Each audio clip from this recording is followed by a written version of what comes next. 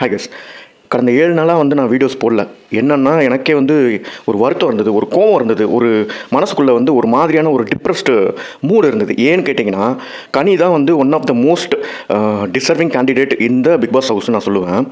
அவங்களோட மெச்சூரிட்டி, அவங்களோட கிளாரிட்டி, அவங்களோட discipline nature to conduct herself, அதாவது தன்னைத்தானே வந்து எவ்வளோ அழகாக காமிச்சிக்கிட்டாங்க, எவ்வளோ மெச்சூர்டாக காமிச்சிக்கிட்டாங்களோ, அதுக்கு வந்து அவங்களுக்கு வந்து பிக் பாஸ் வந்து எவிக்ஷன் ப்ராசஸில் தூக்குனது வந்து எனக்கு வந்து வருத்தங்க. ஆக்சுவலி எவ்வளோ வருத்தம்னா, 2-3 நாளாக வந்து நான் வந்து பிக் பாஸை கூட பார்க்கல. ஆக்சுவலாக கடந்த 3 நாட்களாக தான் வந்து இந்த டிடிஎஃப்ன்ற அந்த டாஸ்க்லாம் வந்து வச்சுருக்காங்க. ஸோ அதை தான் வந்து பார்க்க ஆரம்பித்தேன்.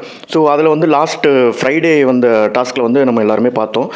விஜய் பார்வும் கமருதீனும் வந்து ஒரு ஆர்குமெண்ட்டில் வந்து நம்ம சாண்ட்ரா அவர்களை வந்து அந்த காருக்குள்ளே அடைச்சி வச்சு அந்த எண்டூரன்ஸ் டாஸ்கில் வந்து காரை திறந்து தள்ளி விட்றாங்க. கமருதீன் வந்து காலையிலே எட்டி விட்றாரு. அதுக்கப்புறம் வந்து சபரியோட ஹைப்பாக இருக்கட்டும், விக்ரம் வினோத்தோட அந்த ஹைப்பாக இருக்கட்டும், இல்லை திவ்யா வந்து நைட்டு முழுக்க ஒரு பீரியட் கிராம்ஸ் இருந்து கூட வந்து அந்த மற்ற 2 கண்டஸ்டன்ஸ்க்காக பார்வை வந்து நிமிஷத்துக்கு நிமிஷம் பிறந்ததாக இருக்கட்டும், எல்லாமே வந்து சினிமேட்டிக் தான். பட் ஆனால் இந்த 2 பேருக்கு வந்து ரெட் கார்டு கொடுத்தது வந்து நியாயமா இல்லையா அப்படின்னு கேட்டிங்கன்னா, ஆக்சுவலி ரெட் கார்டு கொடுத்துருக்க வேண்டாம், வேறு ஏதாச்சும் பண்ணியிருக்கலாம். இல்லை உங்களுக்கு எப்படியும் ஓட்டிங் இருக்குது, ஸோ எவிக்ஷன் பண்ணியிருக்கலாம். அது ரெட் கார்டு கொடுத்து ஒருத்தரோட இப்போ ஏன்னா விஜய் பார்வலாம் வந்து பொலிட்டிக்கலி பேக்டு ஃபேமிலி, அவங்க எங்கேயாச்சும் போய் செட்டில் ஆகி நல்ல லைஃப் லீடு பண்ணிடுவாங்க. Whether Kamaruddin is with her or not, she use him inside the Bigg Boss house. ஆனால் கமருதீனோட நிலைமை வந்து அது கிடையாது. He wanted to make some money. Vinod சொல்கிறத பார்த்தா வந்து ஒரு கார் வாங்கணும்னு விருப்பப்பட்டார்.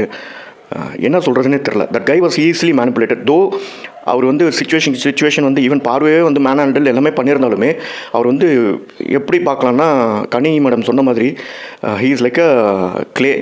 அது யார் எப்படி மோல்டு பண்ணுவாங்கன்றது வந்து யார் பண்ணுறாங்கன்றத பொறுத்து தான் வந்து வரும் அவுட்புட். அந்த மாதிரி சில பேர் கெட்டவங்க கையில் போய் மாட்டினதுனால கமருதீனோட ஒரு பேட் கேரக்டர்ஸ் தான் வெளியில் வந்தது ஒழிஞ்சு, அந்த பையன் பாடுறது சரி, அந்த பையன் ஒரு மல்டி டேலண்டட் பையன்றதுல ஒரு சிங்கிள் டவுட்டே கிடையாது. ஒரு டைலாக் எதுவும் ஒன்று சூர்யா படம் டைலாக என்னன்னு தெரில, பிச்சு உதர்ந்தார்.